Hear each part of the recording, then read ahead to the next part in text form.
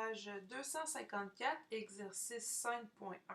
Évaluer la limite. Donc, dans cet exercice-ci, on va pratiquer 6 limites dans lesquelles on va forcément retrouver des formes indéterminées du type infini sur infini ou 0 sur 0 et on va lever ces indéterminations-là en utilisant la règle de l'hôpital. Alors, allons-y avec la question C. On cherche la limite lorsque x tend vers l'infini de x cube plus 3x2 plus x moins 1 sur x carré plus e à la x. Et donc, au numérateur, j'ai de l'infini à la 3 plus 3 fois l'infini au carré plus l'infini. Donc, forcément, ça va me donner de l'infini.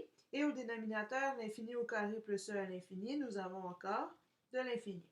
Et donc, on vient de déterminer que c'était une forme indéterminée infini sur infini.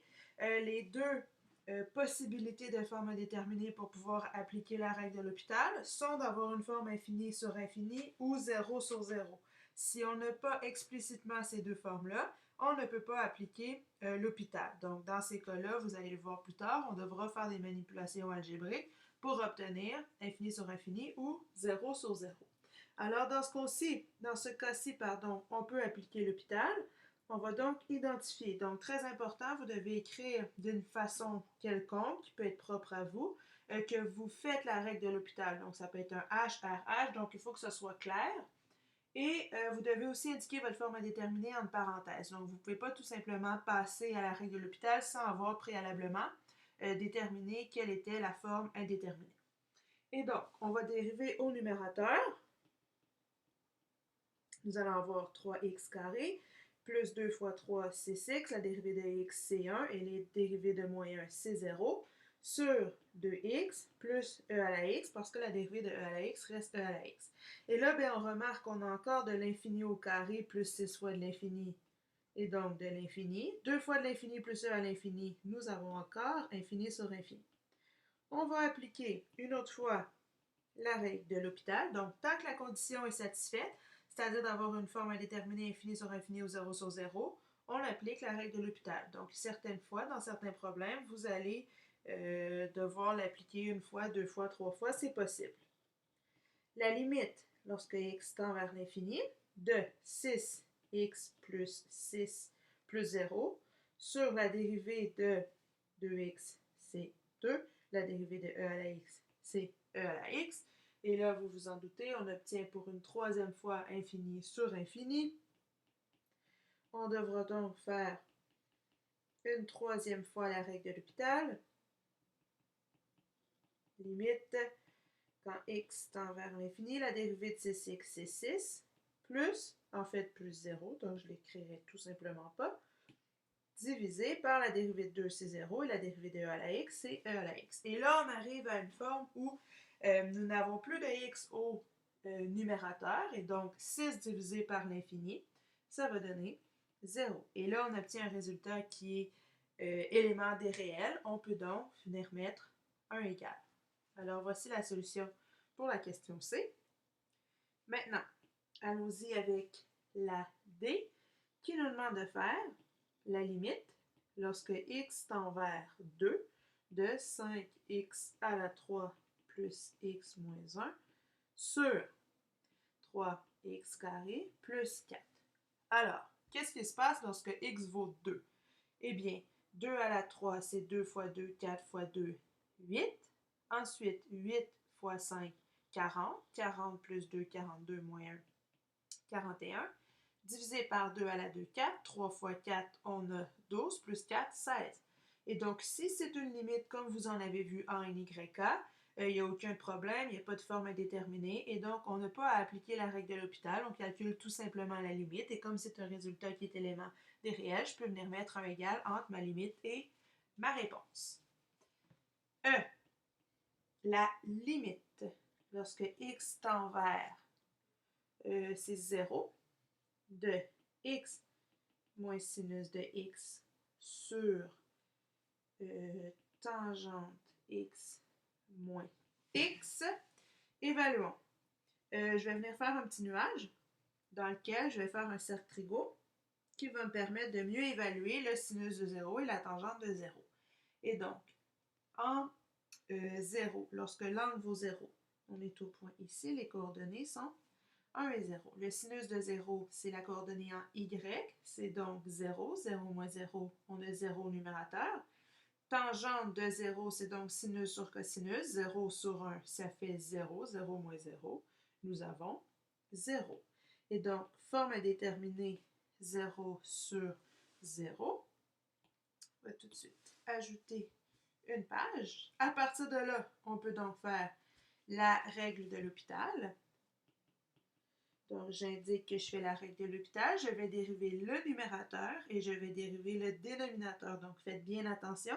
Ce n'est pas la dérivée d'un quotient. Vous allez dériver indépendamment le numérateur du dénominateur. Et donc, limite lorsque x tend vers 0. La dérivée de x, c'est 1, moins la dérivée de sin, c'est cos, sur la dérivée de tangente, c'est carré, et la dérivée de moins x, c'est moins 1. Alors, on vient encore une fois évaluer.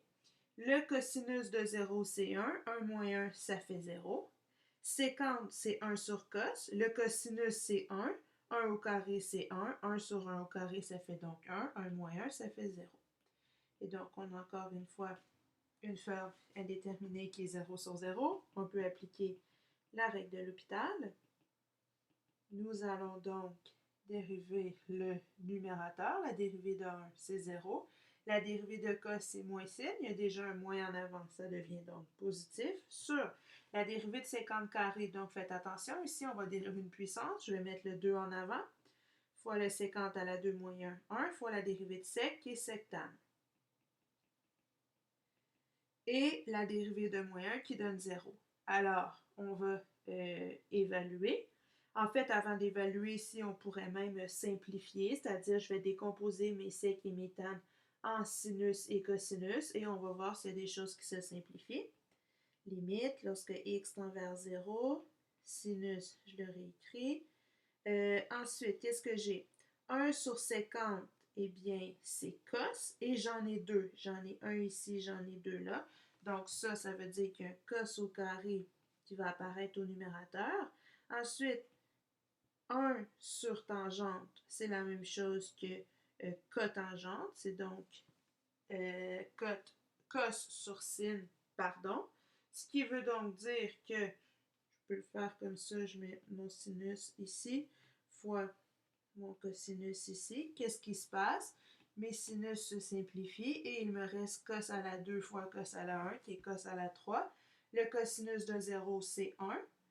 Ah, j'ai oublié ma petite demi, je vais la rajouter ici. Donc, ça fait 1 à la 3 qui fait 1. 1 divisé par 2. Résultat, une demi. Donc, petit truc, quand vous avez du sécante, tangente, cotangente, transformez-le en sinus et cosinus. Pour l'évaluation, peut-être qu'il y a des termes, comme ici, les sinus s'annulent. Et au lieu d'avoir une division, ben, j'ai tout simplement en fait, c'est même pas une fraction, c'est cosinus à la 3 au numérateur qui s'évalue plus facilement. Maintenant, pour la question, là, on vient de faire des F. Question F. On veut la limite lorsque x tend vers 1, ln de x sur x moins. Donc, je vais venir faire dans un petit nuage le graphique du ln. Je vous le dis tout de suite, le graphique du ln va revenir très souvent. Le ln et l'exponentielle sont deux fonctions avec lesquelles vous allez être appelé à travailler. Et donc, qu'est-ce qui se passe lorsque x tend vers 1? Eh bien, le point, il est ici et il donne 0. D'abord, pourquoi ln de 1, ça donne 0? Parce que je vous rappelle que ln, c'est un log en base e. Et donc, ça veut dire que e à la 0 est égal à 1. Et donc, au numérateur, nous avons, qu'est-ce que nous avons? 0. Sur 1 moins 1, 0. Forme indéterminée, 0 sur 0. On peut appliquer la règle de l'hôpital. Alors, je vous dis, la règle de l'hôpital, vous allez l'aimer. On dérive le haut, on dérive le bas. On fait ça peut-être une fois, deux fois, trois fois. Et vous allez pouvoir facilement, comme ça, évaluer des limites et lever des indéterminations. La dérivée du ln, c'est 1 sur x. Et la dérivée au numérateur, ben, c'est 1 moins 0. Et donc, ça, c'est directement 1 sur x. Donc, 1 sur 1, ça fait 1. 1 divisé par 1, ça fait 1. Alors voilà, cette limite-là, on va dire qu'elle va converger vers 1. Question G. Limite, lorsque x tend vers 0 plus, donc on s'approche de 0 en partant des réels positifs, donc on part de la droite et on s'en vient vers la gauche du côté du 0, du ln de x moins 1 sur e à la 2 sur x, si je ne me trompe pas. Voilà. Qu'est-ce qui se passe en 0 plus? On va revenir voir dans le graphique précédent. Et donc, ici, on a 0. 0 plus, et donc ici, qu'est-ce qui se passe lorsque je m'approche comme ceci? Eh bien, ma fonction tend vers moins l'infini. Plus mon x se rapproche, plus ma fonction ln, ici, elle va se rapprocher comme ça de moins l'infini sans jamais toucher notre axe des y. Et donc, notre numérateur va nous donner l'infini. L'infini ou moins l'infini, le signe n'est pas important pour identifier la forme indéterminée. Et au dénominateur, qu'est-ce que nous avons? 2 divisé par 0 plus. Donc, j'ai deux unités que je divise par des miettes. Eh bien, comme je disais souvent à mes étudiants en YK, j'ai deux gâteaux. Il y a combien de miettes dans deux gâteaux? Il y a infinité miettes dans deux gâteaux. Et donc, forme indéterminée, infini sur infini, égale règle de l'hôpital, je dérive le haut et je dérive le bas. Je vous rappelle, nous dérivons indépendamment notre numérateur et notre dénominateur. La dérivée de ln de x, c'est 1 sur x, moins 1, ben j'ai 0, je ne le réécris pas, divisé par e à la 2 sur x, je répète mon e à la 2 sur x, et je dérive l'exposant. Ben ici, la dérivée de 2 sur x, c'est comme si j'avais 2 fois x à la moins 1, ça devient donc moins 2 sur x à la moins 1 qui fait moins 2, je le mets tout de suite au dénominateur. Alors, je vais réécrire ça parce que là, j'ai une fraction à 4 étages. On va donc faire un peu de ménage. Nous allons réécrire la limite lorsque x tend vers 0 plus. Et là, je ne dérive pas. Donc, je n'écris pas de RH en haut de mon égalité parce que je suis simplement en train de réorganiser. Qu'est-ce qui va se passer? Eh bien, je vais réécrire mon 1 sur x ici, fois mon moins, je le mets au numérateur, mon x carré ici, divisé par e à la 2 sur x. Donc, quand on divise par une fraction, on multiplie par l'inverse. Maintenant, je vois qu'il y a des x qui vont se simplifier, de sorte que, j'ai-tu oublié mon moins 2? Oui, j'ai oublié mon moins 2, pardon. Je vais l'écrire ici. J'ai monté le moins, j'ai oublié le 2. Ce qui veut dire que mes x au carré sur moins x vont simplifier. Il va rester x tend vers 0 plus, un moins en haut, avec un x. En bas, je vais avoir 2 fois e à la 2 sur x. Et là, que se passe-t-il lorsque ça tend vers 0 plus? Ben, au dénominateur, nous avons forcément 0. Au dénominateur, qu'est-ce que nous avons? 2 divisé par 0 plus 2 gâteaux divisés en miettes, ça fait infinité de miettes. 2 à l'infini, ça fait infini. Ensuite, 0 divisé par l'infini, eh bien, ça va donner 0. Et donc, réponse finale, 0. Finalement, question H. Nous avons la limite lorsque x tend vers pi sur 2 plus, donc si on dépasse un peu pi sur 2, de 5 plus 2 séquence de x sur 3 plus 4 tangente de x. Alors, je vais venir faire un petit nuage dans lequel on va mettre le cercle trigo en pi sur 2 ici. Donc, si je dépasse un peu pi sur 2 plus, ça veut dire qu'on est ici. Donc, pi sur 2 plus, là, on a dépassé pi sur 2. Notre angle est plus grand que pi sur 2. Les coordonnées sont 0 et 1. Alors, allons-y.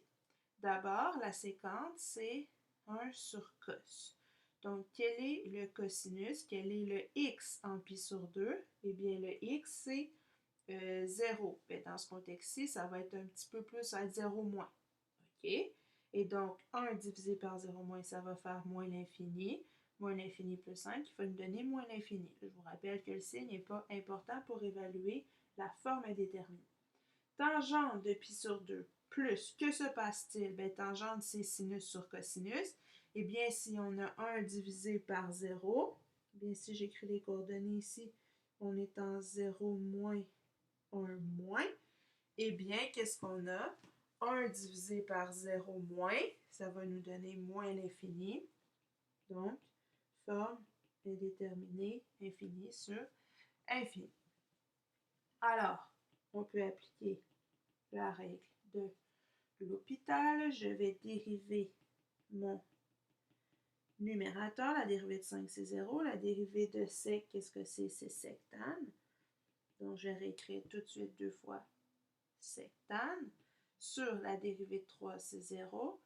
4 fois la dérivée de tangente, c'est 50 au carré. Qu'est-ce qui se passe? J'ai un 50 en haut avec un 50 en bas que je vais pouvoir simplifier. Égal. Je ne vais pas faire la règle de L'Hopital, je vais simplifier avant d'évaluer. Donc, 2 sur 4, ça fait 1/2. Tangente, c'est sinus sur cosinus. Et 1 sur sec, c'est la même chose que cos. Donc, qu'est-ce qui se passe? Mes cos s'en vont et il reste seulement le sinus. Donc, sinus de pi sur 2, ça va donner 1. 1 fois 1/2, ça va donner 1/2. Et donc, voilà la réponse finale pour la lettre H.